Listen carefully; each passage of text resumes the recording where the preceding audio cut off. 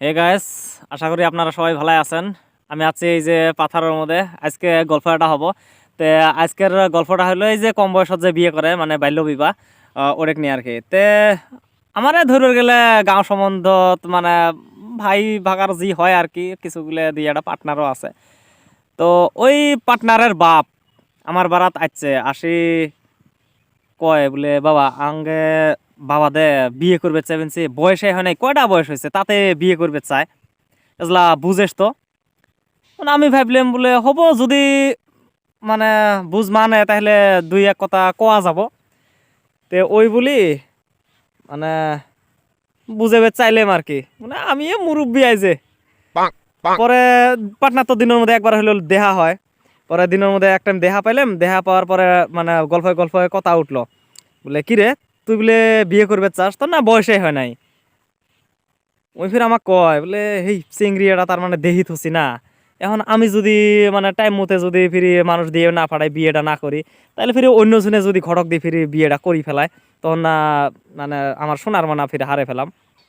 মানে পার্টনারের কথা তো জানে না। তে আমি ভাবলাম কথা তো ফিরি তোরটাও ঠিক, কিন্তু বয়স যে হয় নাই, বয়স না হলে বিয়ে করলে যে আইন বর্তমান, ধরি নিয়ে গেলে শুগে এসে আস, তখন আর জেলত থাকা নাকব। পরে ও খুদা উইয়া আরো আমাক কয়, ধৌ পাগলা তুই এলে কস, কত বছর আগে কত মানুষ বিয়ে করছে, কম বয়সত বিয়ে করছে, এই যে 2 বছরও হয় না এলা অমুকে বিয়ে করলো।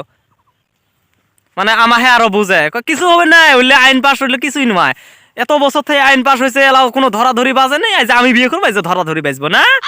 আমাহে আরো ওরকম কয়, আমাহে আরো বুঝায়। পরে ওর কথার আর উত্তর দিবের পাইলাম না আমি, আমাহে বুঝি থিয়ে বেচরা গেল। পরে 2-4 দিন পরে শুনি বলে মানে বিয়ে বিয়ে করলো, মানে কেমন করে বিয়ে করলো করলো আর কি। তো বিয়ে করলো এই যে বেশি দিনের 2-3 দিনের কথা, খেতা কম্বল নিয়ে মুখ সন্ধ্যেবেলা জঙ্গল বাড়ি মুখ ধরে বেনছে, মানে পাথার মুখ ধরে। বলে কি রে তুই কেনা খেতা কম্বল নিয়ে ধরে বেনছাস, কোন মুখ যাস, কোথায় যাস? কয় বলে এই অতি যাম রাইতের মধ্যে থাকবো, জঙ্গল বাড়ি থাকবো। যে কে বাড়ি নাই, এই পাগলা বুঝোসে নাই, জি গাঁওর মধ্যে পুলিশ পাক পাই ধরছে না, দিনের মধ্যে 2-3 বার আসে, রাইতের মধ্যে আরো বেশি করে এসে।